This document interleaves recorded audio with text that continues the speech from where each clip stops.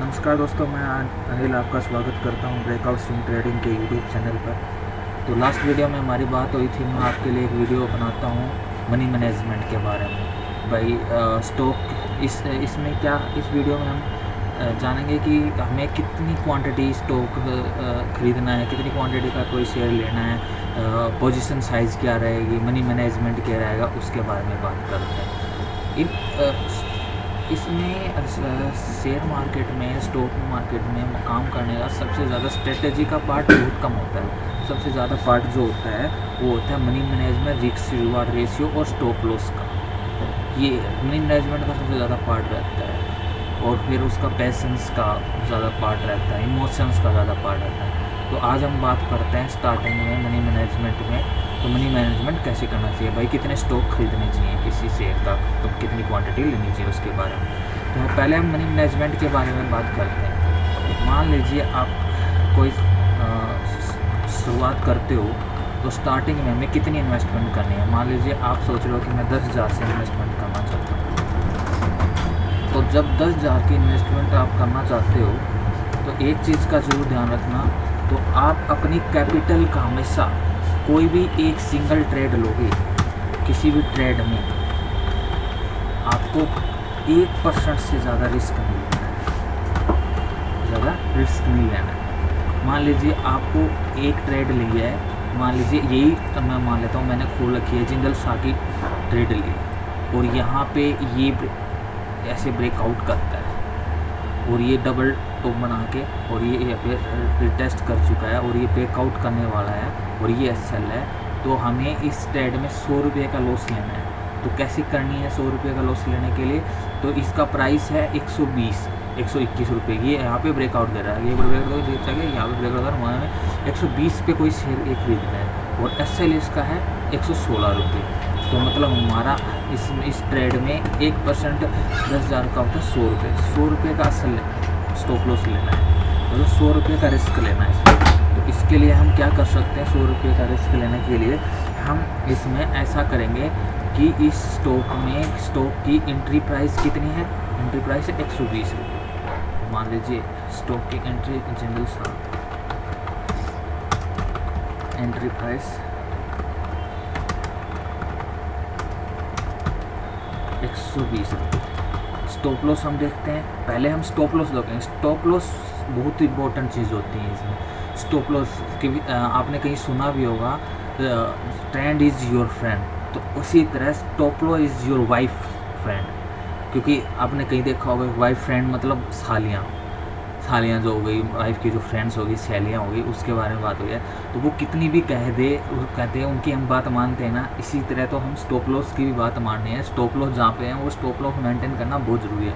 दो चीज़ बहुत ध्यान देने वाली चीज़ है, स्टॉप लॉस और ट्रेलिंग स्टॉप लॉस। आज हमें स्टॉप लॉस, तो अब स्टॉप लॉस इसका ये यहाँ पे हम मेंटेन करते हैं भाई, यहाँ स्टॉप लॉस लगाना है हमें 115 का। तो अब 115 का स्टॉप लॉस लगाना है, तो हमारा रिस्क पर शेयर कितना हो गया, 120 माइनस 115 मतलब 5 रुपये का रिस्क। और हमें टोटल रिस्क इस ट्रेड में कितना लेना है, 100 रुपीज़ का। तो 100 डिवाइड बाई 5, यानी हमें 20 क्वांटिटी परचेज करनी है 120 प्राइस की। 20 क्वांटिटी करने, ये तो हमारा रिस्क रिवार्ड रेशियो, ये हमारा हो गया मनी मैनेजमेंट। 1% का रिस्क लेना है, अपनी कैपिटल से का 1% रिस्क लेना है। यानी 10,000 रुपये लगाए तो 1% 100 रुपये, 20,000 रुपये लगाए तो 1% 200 रुपये। उस हिसाब से हमें इसकी पोजीशन लेनी है, उसी हिसाब से हमें इतने स्टॉक क्वांटिटी हमें लेनी है। तो इतनी इसकी क्वांटिटी और ये स्टॉप लॉस होगा। और अब आता है उसका risk reward ratio. Risk reward ratio, कोई भी आप शेयर यूज़ करो, उसकी एंट्री लो, कोई बेस्ट रिस्क रिवार्ड दे। मान लीजिए यहाँ पे हम एंट्री करते हैं और ये एंट्री प्राइस बनती है और ये स्टॉप लॉस लगाते हैं, तो यहाँ पे क्या 120 पे एंट्री और टारगेट हम ये रखेंगे 125 पे, स्टॉप लॉस 5। ये 1:1 रेशियो का रह गया, ठीक है 1:1, लेकिन हमें हमेशा रखना है 1:2। लेकिन मैं इसमें मैं ट्रेड करता तो मैं यहाँ पे एंट्री इसकी नहीं लेता, मैं एंट्री यहाँ इसकी इस हिसाब से लेता। मैंने इस पे जिंदल साहब एंट्री ली थी, तो ऐसे ऊपर से गया, नीचे आया, इसको ब्रेकआउट कर यहाँ पे एंट्री ली थी। मान लें 119 पे एंट्री ली और 115 का रिस्क रिवार्ड, और ये बढ़िया रिस्क रिवार्ड रह गया था मेरा। इससे।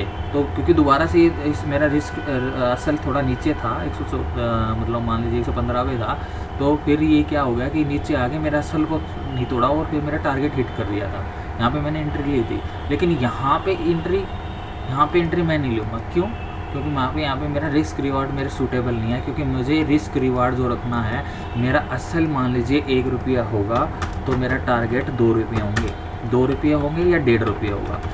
मैं नॉर्मली 2, 1.5 मतलब 1.5 से ऊपर में ही काम करता हूँ, 1:1 में मैं नहीं काम करता, क्योंकि स्विंग ट्रेड में 1:1 में काम करने का कोई फ़ायदा नहीं है। जो भी ट्रेड हमें 1:1.5, 2 और 3 का रिस्क रिवार्ड देती है वो ठीक रहती है। और इस तरह हमें असल लगा लिया, एंट्री ले ली, क्वांटिटी ले ली, रिस्क मैनेजमेंट हो गया इसमें। तो रिस्क रिवार्ड रेशियो रहेगा 1:1.5, 1:2, 1:3, हमेशा इस चीज़ का ध्यान रखना। क्वांटिटी का हो गया कितनी लेनी है, अपनी जो टोटल कैपिटल है उसका 1% रिस्क लेना है, तो स्टॉप लॉस 100 रुपये होगा, और उसके बाद हम क्वांटिटी उतनी ही लेंगे जहाँ पे हमारी एंट्री और स्टॉप लॉस के बीच का जो डिफरेंस है वो 100 से डिवाइड कर देंगे, वो क्वांटिटी आ जाएगी। उस हिसाब से हमने क्वांटिटी ले ली। फिर आता है उसके बाद ट्रेलिंग असल। ट्रेलिंग असल क्या होता है वो और हम बात करते हैं। मान लीजिए अब ट्रेलिंग असल कैसे करें, वो इस हिसाब से कर सकते हैं।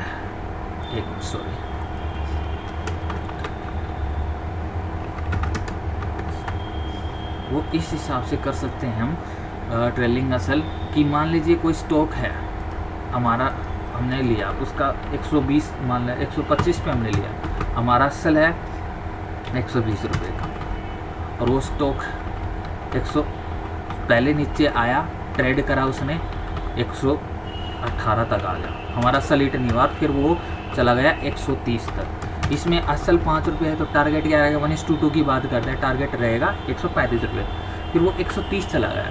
जब वो 130 चला गया और कुछ ऐसा आपको लग रहा है कि उसने ऐसा कुछ बनाया ऊपर जाते हुए, जस्ट सेकेंड,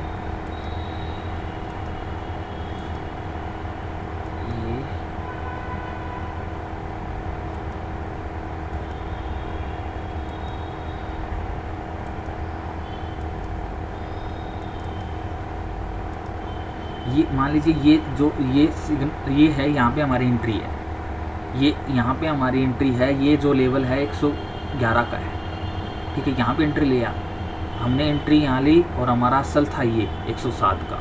तो हमने क्या करा, जब ऊपर गया इसको 114 जाके फिर ये नीचे आ गया, हमारा असल नहीं हुआ, असल रह गया, फिर ये ऊपर चला गया, ये 117 गया, तो हमारा असल कितना था 111 से 107 का, मतलब 4 रुपये का, और ऊपर कितना चला गया 117, कितनी प्राइस से 111 से 117 चला गया, 5 का आ गया, असल से ऊपर चला गया, मतलब असल जितना असल था उससे ऊपर प्राइस चलेगी, मतलब क्वांटिटी।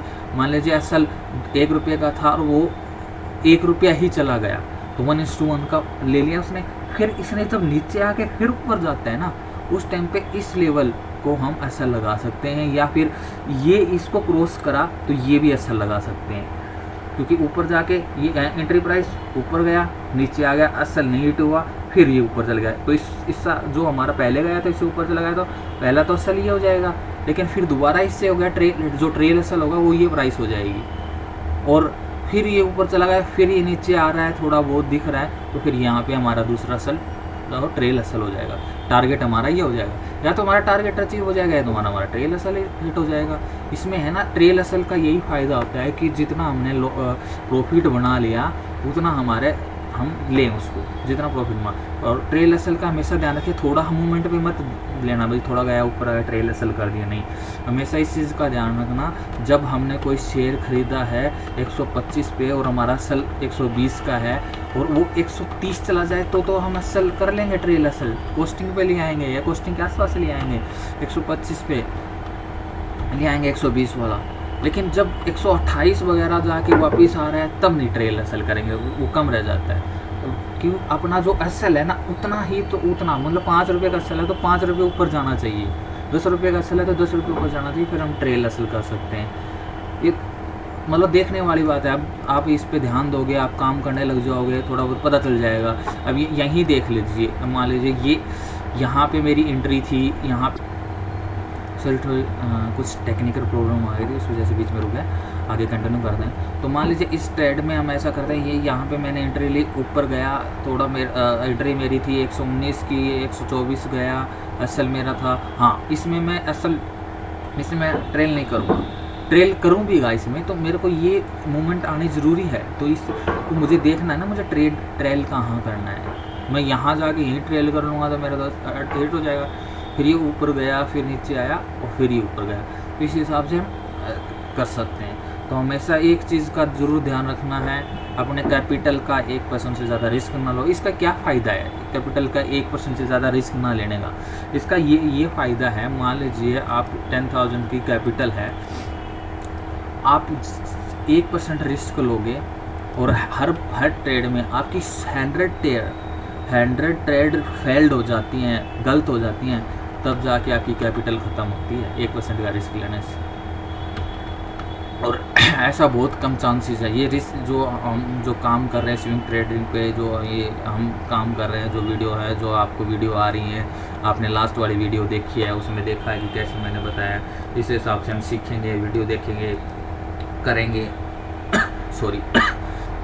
तो ये इसका रिस्क इतना ज़्यादा वो नहीं है कि भाई हम फेल्ड होते रहेंगे हर बार। इसमें ज़्यादा से ज़्यादा 60 और 40 का हम भी मानते हैं ना, 60 बार हम फेल होते हैं, नहीं सॉरी 60 बार सही रहते हैं और 40 बार फेल होते हैं, तो भी हमारा 1:1 रिस्क रिवार्ड हमें बचा देगा, उसमें बहुत प्रॉफिट रहेगा। लेकिन 50-50 रहेगा तो भी हमें बचा लेगा। कैसे? मान लीजिए हमने 10 ट्रेड ली, मान लीजिए 10 ट्रेड में पहली ट्रेड में असल हिट हो गया, दूसरी ट्रेड में असल हिट हो गया, तीसरी ट्रेड में 1:2 का रेशियो रखेंगे, यहाँ पे 1:2 का रेशियो रहेगा। दूसरी जो ट्रेड है उसमें हमारा टारगेट हिट हो गया, तीसरी ट्रेड में फिर असल हिट हो गया, फिर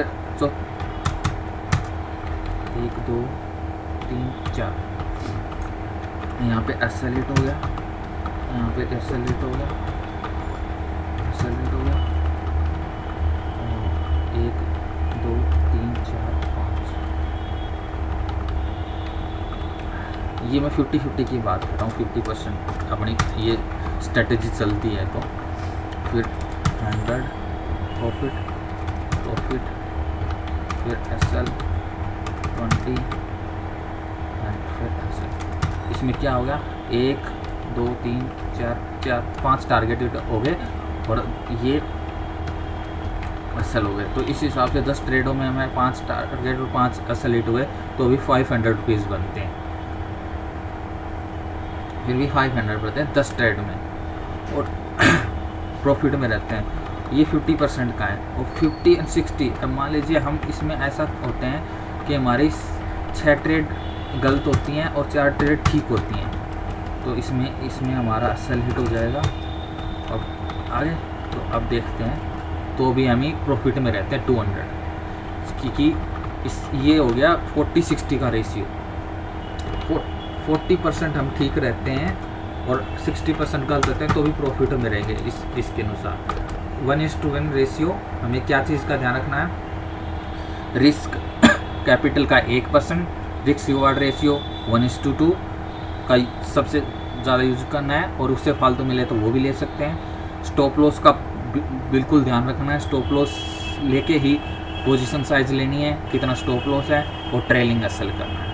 इस चीज़ का ध्यान रखेंगे और हम ये जो स्ट्रेटजी है इसको यूज़ करेंगे, तो मुझे लगता है कि हम इसमें काम कर सकते हैं, हमें सीखने का मिलेगा। कोई स्ट्रेटजी कोई यूज़ करो, लेकिन इन 4 चीज़ों का ज़रूर ध्यान रखो, तो आप इसमें काम कर सकते हो, आप अच्छे ट्रेडर बन सकते हो। मेरी दुआ है आप अच्छे ट्रेडर बनो। और मेरी वीडियो आपको अच्छी लगी तो ज़्यादा से ज़्यादा शेयर करो, लाइक करो, कमेंट करके ज़रूर बताओ इसमें आपको मेरे आज की वीडियो में कौन सी चीज़ सबसे बढ़िया लगी, क्या आहा मोमेंट है, बहुत बढ़िया लगी, उसका कमेंट करोगे, मैं पढ़ूंगा, मुझे अच्छा लगेगा। कुछ गलती हुई है उसके बारे में बताओगे तो मुझे अच्छा लगेगा, मैं आगे उसको सुधारूंगा। तो कमेंट करना, लाइक करना, शेयर करना। धन्यवाद।